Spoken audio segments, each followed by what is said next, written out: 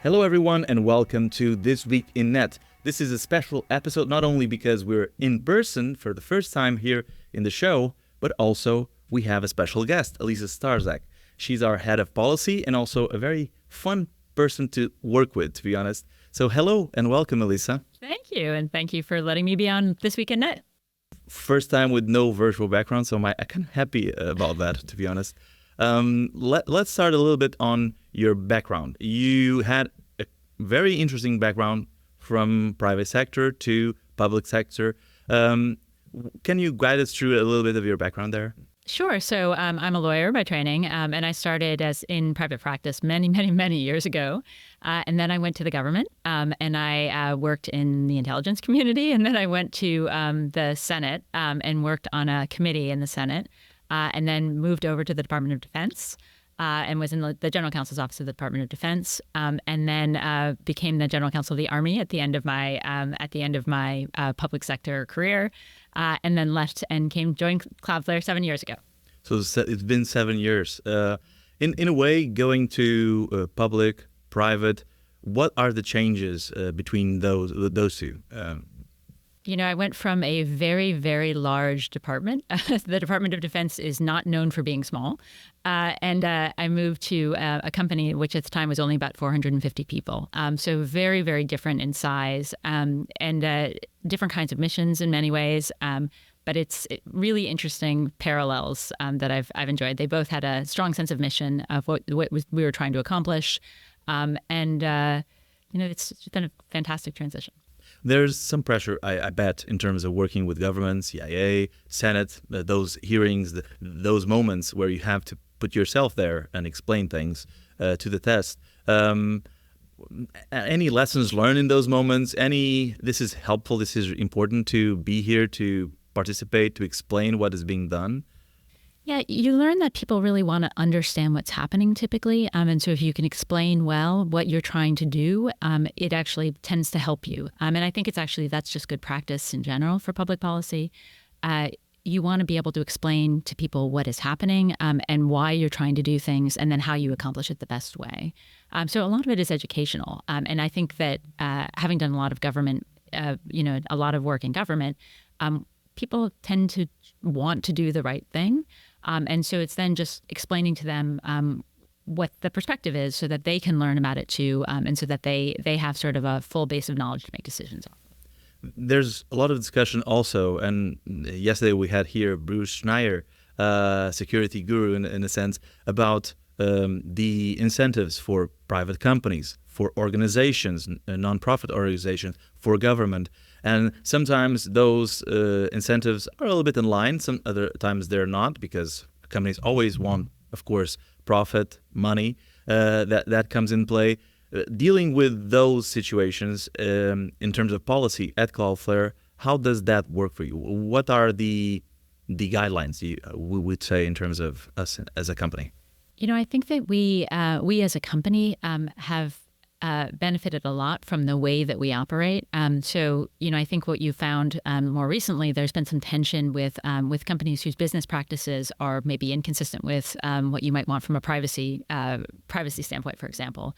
I think that when we look at the kinds of things that we try to do, and even what our business is, we're trying to improve the internet, right? So our mission is to help build a better internet, and we think about it as security and reliability and expanding privacy. And what you find from a public policy standpoint is that those tend to be pretty aligned. That's not quite the same as saying business is always aligned, but our long-term set of goals has been pretty consistent with where government also wants to go. And I think that's actually, it's made public policy so much easier, because when you go in, you can explain sort of our long-term vision, which often matches government's long-term vision. And that's a pretty powerful thing. Quite interesting, because I remember even in the past, Cloudflare is known for putting protocols free of charge, more encryption, more privacy online with a click button, and free of charge for all the customers, SSL, for example, or things like that. There was more protection on the internet, and that was done free of charge because it was the right thing to do, in a sense. There's a few examples. Of course, it's always a company, but there's a few examples of those moments, right? Yeah, we have some amazing examples of things that we've done. I think, you're obviously SSL, expanding encryption, but also things like unmetered DDoS protection, mitigation, right? I mean, that's incredible. When I describe Cloudflare from the beginning for people who don't know us, I often talk about the fact that that when we started, we sort of recognized that there was an empty spot where people weren't being served. So a bunch of small businesses weren't being served. Our kind of services, they existed for enterprises before we launched, but they weren't available for a whole range of different entities who could have benefited from them. And so if you look at sort of those early days of Cloudflare, the idea that that we could help serve a population that wouldn't otherwise have access to a whole set of services is pretty audacious and kind of amazing. And it's something that I think explains a lot of how we then developed, because as we launch new products, we often think about, well, who else could use this? Could civil society use this, right? That's part of the impact side of my world, but also sort of the small business side. Who else can benefit from this? It doesn't always have to be the largest enterprises. Absolutely better from a business standpoint if those entities also benefit from it, and those obviously are the reasons that we can continue to grow. And but it's mutually beneficial. The small businesses can benefit from the things that we're learning across the board, and the large businesses can learn from the fact that we have small businesses on us and the sort of threats they face. Of course, and Matthew always says that free zones, having free services out there also helps the network. So there's also this effect of it's good, but it's also good for Cloudflare in terms of network, in terms of size. How easy it is to, with legislators, with folks in different areas, to explain this, hey, we're really trying to help, and without them thinking, oh, I'm not sure about that. How easy it is to work in those realms? I think the problem is not the we're trying to help piece. It's the what do you do question, which I think, I don't know if you've ever had to explain what Cloudflare does at a party, but it's not always the short conversation. You have to come up with your ways of describing it. And so that's the same with legislators, trying to explain how we fit, what our role is and what we do. Once they start to get it, I think people get really excited about it, because you really can help a lot of different entities. And that's incredible. And something I'm really proud of. How, in terms of your day-to-day work, for those who don't know, what is your day-to-day work? What are the priorities, the bridges that you create, the issues, the problems, different problems all over the world with different regulations that you do, really? Yeah. So I think about our public policy team. So I have a lot of different functions and I wear some different hats. But on the public policy side, I think about our biggest functions as sort of translating what Cloudflare does to government, translating what government is doing back to Cloudflare, and then really trying to think about the initiatives that help bring us closer together and make sure we're all sort of heading in the same direction together. And that's sort of at the very base. On a more granular level, we look at what are governments doing? What kinds of initiatives do they have out there? Are they regulating? Are they thinking about things that can expand cybersecurity? How can we contribute? From a protocol standpoint, if we're doing something on the protocol standpoint, if we're helping develop a new protocol, does government know about it? Have we talked to them about it? What are the implications? So very much in the sort of that translator role between government and industry. Makes sense. Over the past few years, a lot of changes have happened. A lot of regulation changes have happened. New technologies have appeared. What are, would you say, the new trends, new challenges that are arising in the last 2 years, for example? I mean, when you start talking in the last 2 years, it's like AI. AI. You were asking for AI, right? AI. But let's put 5 years. Let's put 5 years. Yeah. Let's move AI aside for a minute. Yeah, exactly. But I think on the regulatory side, one thing that's happened certainly since I've been at Cloudflare in the 7 years, there's just been a fundamental change in how things are regulated. So if you think about GDPR came out in 2017, I think practically that world of transitioning into a more regulated world for tech is still an ongoing shift. So, this year we're seeing proposed regulations in the U.S. on a variety of different things. We've had every year the EU proposes new regulations. True. Yeah. And it's on just a wide variety of different areas. So cybersecurity being a big one, cyber incident reporting. We had the SEC incident reporting last year. We're going to have CIRCIA, which is U.S. Cyber incident reporting to CISA. This year we'll have, it comes out next year, but proposed regulations came out this year. We have a variety of different sort of new regulatory frameworks that we have to think about, and it keeps shifting. On that regard, for example, RSA, the event, we're in San Francisco right now, and RSA is going on. There's meetings being done, there's deals being done, there's conversations being made with even regulators are here, those in the government are here, companies are here. What are the things this week that you saw, that you participated in, that you think are relevant in this area? Sure. So one of the big things that happened over the course of this week that we signed onto as a company, that Cloudflare signed onto, was the Secure by Design pledge. So there's been a big push by the U.S. government and actually governments around the world. So certainly we saw it in Australia, we've seen it in the UK, we've seen it in Germany, to really think about designing things that are secure from the beginning and making things both secure by design. So thinking about what you put into both software and tools as you build, but also secure by default. So what does that mean for a user? It means that they shouldn't have to own the security outcomes all the time, that companies can actually play a very important role in making it easy. And for us at Cloudflare, I think that's something that we have kind of always ascribed to, that concept. We want to make it easy for our customers to be more secure, to be more reliable. We will put in things by default. So a few years ago, after Log4j, the big Log4j attack, the vulnerability, right? Vulnerability, right? We actually put in a rule for all of our customers in a WAF, even for our free customers, that basically could help mitigate that vulnerability, the attempted exploit of that vulnerability.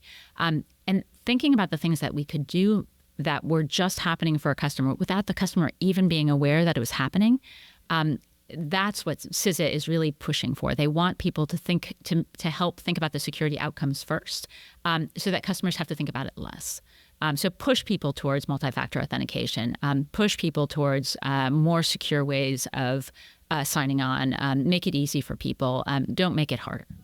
Yeah, that's quite important, the part of making by design, also because most companies don't know that vulnerabilities are coming, attacks could occur. They know when it happens. And if it's there already, they didn't know that was stopped, that it happened. They really just want to be safe, really. Right. That's usually the main thing. You are in Washington. How helpful it is to be there where legislation is being made, where legislators are? Yeah, really? It's just still amazing how much still happens in person. I think, before the pandemic, everything happened in person. And then during the pandemic, that all kind of shifted. But now, but it really helps to be able to have conversations with a lot of different people in person. And so that's the benefit of being in Washington. You can actually have meetings. You can get to know people face to face. It helps. That's the reality of how we interact socially. It's helpful. Of course, makes sense. You had yesterday actually a panel with a CISA member, specifically a very interesting one about elections. And I was curious on those types of relations. CISA, for example, this organization in the U.S., is actually moving with different initiatives. You mentioned a few on making the public aware of specific things. How helpful is that collaboration in elections, but also in other situations?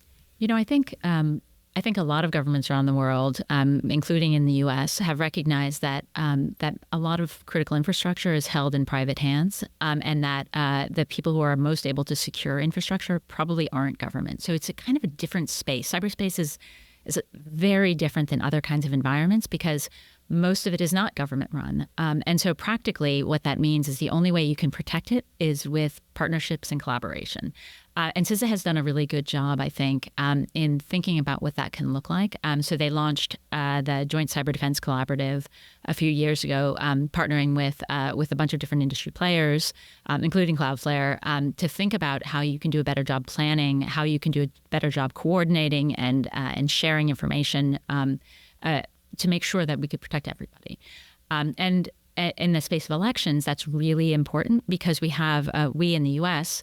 have an incredibly diverse election community. We are very distributed, which in some ways, from a cybersecurity standpoint, is great. You can't attack everything all at once, or it's very hard to attack everything all at once. On the other hand, it's just hard to coordinate because you're talking about more than 8,000 different jurisdictions that all have some role to play in elections. And so the ability, and that doesn't even include the the civil society side that helps That's in true, elections, and the campaign side, which is completely different too. So the ability to sort of get together, have conversations about threats, really think through how could all of these different entities protect themselves, and do some compiling where the government has a role but is not recognizes as also not the only player. It's incredibly powerful. And I think industry and government coming together and saying, hey, you need to protect yourself in these ways, or this is how you can protect yourself, is way more powerful than what they would be alone. And so it's an incredibly good effort.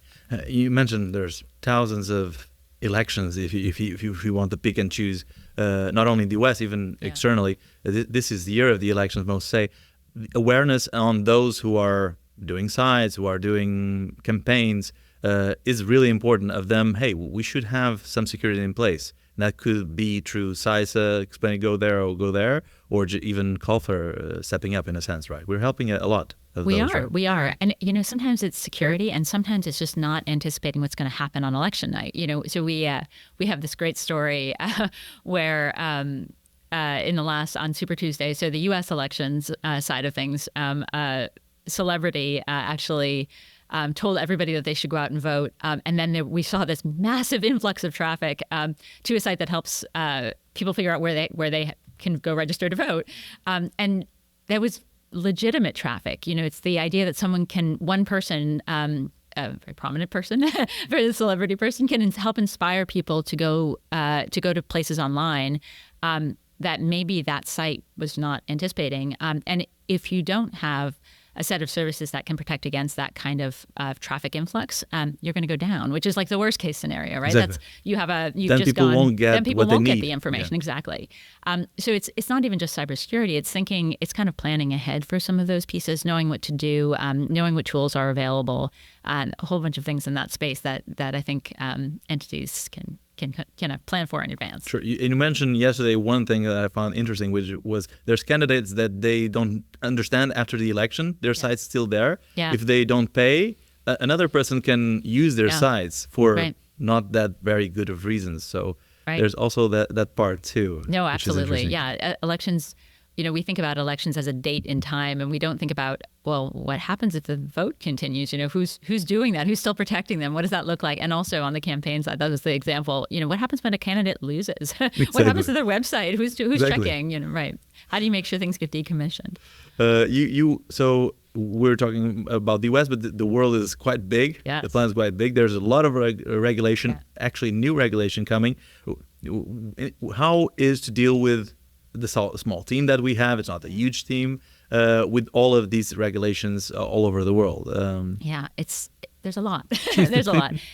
We actually talk a lot about harmonization because of that. So for example, in the privacy realm, because GDPR came out so early, so GDPR being the EU's privacy law, that the General Health Data Protection Regulation, because it came out so early, what you had were a lot of entities that copied it. And so from a practical standpoint, if you put sort of baseline privacy protections in place, you could do a lot towards compliance with new countries' laws as they pass privacy laws. And in fact, I was at a meeting this morning where NIST was talking about their entire mapping of privacy standards, and they have a privacy framework. They could actually map regulations to the privacy framework, which if you're a small business, can help you recognize that, yes, I've met these standards, and across all of these different laws. I think the thing that's happening that is different now is that there are a whole series of other laws that may or may not match. And that is where things are getting really complicated, because the worst case scenario is where you have two laws that conflict. So one country says to do this, another country says don't do that.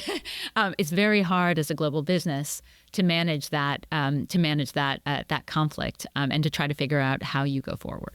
And there's this talk about that's not great for one internet, right? Yeah, that could break the internet. There's this perception of what could be the future there. Going there, what do you think about that specifically? On regulation is important, country-specific things are important, but the internet is great because it's the internet, one internet for the planet in a sense. where people can connect between different countries. It opened borders in a way. But how difficult it is in terms of navigating and also trying to show governments that, hey, it's better to have one internet than have several. Yeah. So there's a lot of concern right now, including from us, on questions of fragmentation, which is essentially what that is. I think, they during the RSA week, and the State Department came out with an international cyber strategy, which was actually it's a really interesting read, because it's really trying to tackle some of that challenge, because you have a couple of things that are all happening at the same time. You have you had this big vision when the internet first started of global interconnectedness, right? Everybody can connect their network. It's permissionless innovation. It's everyone trusts everyone. Everyone trusts everyone, right? But now we're in a world where people have looked at the internet and they said, well, sometimes bad things can happen. A fully interconnected internet means that attackers can jump from network to network in ways that make them hard to find. You can have all sorts of things where people put content online that should never go online. And so how do you handle that? How do you manage that? And it's very hard to manage that globally. And I think that's what people have found. So fragmentation is coming from a place that's not necessarily is understandable. But you have to find methods, I think, on the other side to say, no, there's a way of managing those challenges without doing country-specific regulation that will fragment the internet, right? That's I think our big long-term challenge is we have to find a way of navigating those challenges effectively in a way that sort of maintains the global internet, while still recognizing that those are real challenges. I think the State Department sort of is starting to look at those things, and their strategy came out with a bunch of interesting philosophies. So often what you see on the fragmentation side is something called digital sovereignty. So this idea that a country needs to rule its networks, needs to own its own, everything has to be stay in country, data localization. But Citizens not only have to be there, right? Not only that, like the whole gamut of things, it must be essentially their companies. They have to be local companies. They have to be. There's a whole set of things that go along with it. And what they said, and what the State Department said, is that's the wrong way of looking at it. We recognize that there might be bad actors, but maybe we need to think about digital solidarity instead. So thinking about countries that are like-minded, that are trying to do similar kinds of things. Let's think about what a model like that looks like, which is different than every country for itself. There should be a world of global interconnectedness, but maybe some countries might not want to join or might not. True, right? Yeah. We have a little bit of that already, right? Which is interesting. But it's an interesting new model, I think, and we'll have to. I think there's more to come on the strategy and with where they end up going with it. Is that part one of the policy issues that worries you the most, or are there others, for example? I think I do worry about that, but it tends to be an effect of policies. It's not something that people tend to immediately go for. It's not a we need to fragment the internet. We're going to go with that, right? It's much more an effect of something that people are trying to do. So they may have a completely legitimate reason for doing something, but the effect is fragmentation. So often what we do, going back to the sort of educational component, is to really talk about that. So how do we come up with solutions that don't do that? Recognizing that legislators are trying to solve real problems, or government officials are trying to solve real problems. So let's find a way to talk together to solve that problem in a way that doesn't have these other effects. Those are hard. That's hard, right? Because people want an easy answer. They want an off switch, and sometimes there isn't an off switch. Makes sense. Well, that's a very interesting topic. But I was curious also about this perspective of what's coming in the future. Different legislations. Are specific countries worry you a bit more than others in terms of regulation? What is coming? A lot of regulation. A lot of regulation is coming. That's true. All over the world, different regulation. Yeah. I think this year, if I were looking back over my time in Cloudflare, different years have had different countries or different areas of the world have been areas of concern. There's a lot of regulation in the U.S. this year, and it's primarily rulemaking, so not laws, but we have some laws too that are getting passed. So the U.S. just has a lot happening right now, and we haven't quite figured out how they all fit together. So a bunch of new rulemakings all from different agencies. They don't always feel entirely coordinated. Interesting. So I think there's going to be some interesting things going on there. But then you also have other countries around the world. The EU has been very, very active in regulating. They're in an election this year, and one of the other countries, one of the other entities that's in an election space this year. So hopefully it'll get a little quieter and give us a little break for a short period of time before they start up again. But in a lot of different areas. So just to give you sort of some sense. On the U.S. side, we had new laws, a new regulation on net neutrality this year. In the EU, they're considering a Digital Networks Act. Different kind of models for things that might be happening on the network space. We have cyber incident reporting, so the EU has NIS2. We have the CERCIA in the US, and then we have other countries that are also considering, or either considering or have already incident reporting. India has a new Digital India Act that they're proposing that hasn't gone into effect yet, where they're thinking about regulation of a lot of different players in the ecosystem. There's just a lot of different movement, and you have to sort of figure out what's most likely to happen, and what's going to affect us most. But you don't think a fragmented internet is something in the future, right? Hopefully. I mean, I think a lot of people want to find a way to prevent it as much as possible. That's not the that's probably not the answer you look for, but no, it is. We all have to get together to figure it out, including right? in different countries, right? Yeah, Folks right. in different countries want one global internet, one That's internet. Right. So that's right. That's a good incentive for everyone to get together and just try to keep it in a sense. That's right. There's a lot of Cloudflare has a lot of projects also. Project Galileo. Actually, Galileo is there, a small head of Galileo the person. Yeah. But the others, Athenium, other projects. In what way those projects, Project Galileo is doing 10 years. It's a long time for a project like this. In what way these projects resonate with you, and also the feedback that you get from those, and how relevant you think they are? Yeah, so it's actually worth some history on that one. So when I started in 2017, Project Galileo had been around for 3 years already, which is amazing. We launched Project Galileo, which is our project to provide free services to nonprofits 3 years earlier when we were a very small company. And the idea behind it was really working with civil society partners who could help us figure out which entities needed protection. And since then, it has grown so much. We protect entities in more than 111 countries. We have thousands of different entities. I think we're definitely over 2,500. I can't remember now how many. Over 2,500. Maybe 2,900. I can't remember the exact number. But it's also the sort of understanding of why we do it, and what it does, how it fits into our mission, our bigger mission, and what it means. Because if you think about that idea, the power of serving everybody, there are people in that world who are especially important. That sounds funny, but it's true, right? If you are somebody who's a human rights defender, if you are somebody who's an independent journalist, the idea of keeping you online is incredibly important. Making sure that you're safe online, thinking about how to make sure your internal networks don't get breached, right? All of those things for an entity like that is especially important. And so for us, there's this collaboration with, there's sort of alignment with the mission for our impact programs that I find incredibly powerful. And it's sort of a who is Cloudflare component. What are we trying to do?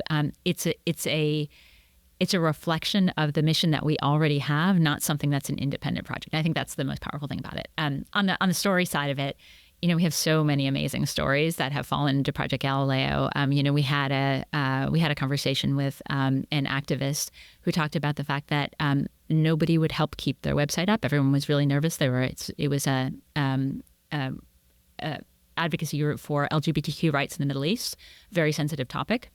Nobody would help them at all, and sort of that feeling of desperation when their site started to get attacked, and the idea that Cloudflare came to the table and helped. Somebody, years later, still had this amazing feeling about Cloudflare because we had sort of stepped up and done something to help protect a site that really nobody else was helping, and that's one of those things that just make me incredibly proud. And those stories are around. There are so many over the years, for sure.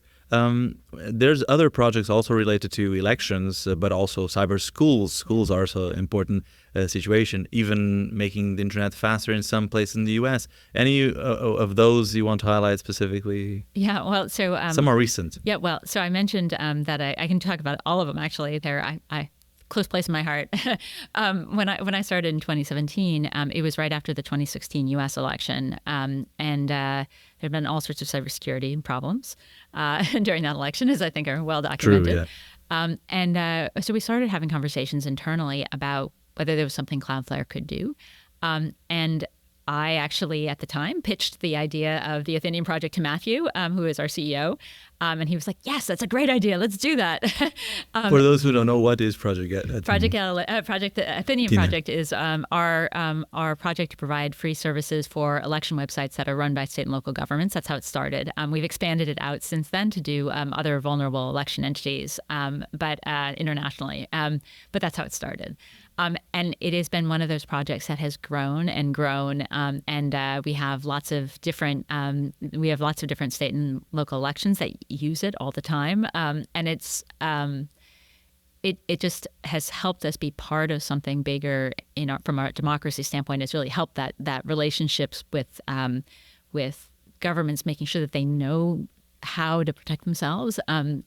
It's been incredible, and it's worth noting that some of those entities are super small, right? I remember having a conversation very early during the not long after we had launched the Athenian Project with an election, a municipality that literally had a part-time IT guy who really was related to somebody who was helping run the municipality, and the director of the municipality didn't know what to do. And so having someone who could help do some hand-holding, to help them figure out sort of how to put things on, that's really, it makes you feel good about your day-to-day. Before we end things, I want to ask you, what still surprised you about working at Cloudflare, and what do you enjoy the most? What still surprises me, how many things are going on, how many products we launched, how many, there's so many different pieces. There's, and actually that ties into the thing I most enjoy. You always can learn things. I did not come in as a particularly technical person, and I'm a lawyer, lawyers are not technical. But I think you learn enough to know how policy will apply, and that is it's fascinating, right? Thinking about what the policy implications are of something and watching it shift as both policy shifts and product shift and technology shifts. It is never dull. My day is never dull, and it's great. It's been a phenomenal job and a phenomenal place to work. I can relate. So, thank you so much, Alissa, and that's a wrap. Thank you.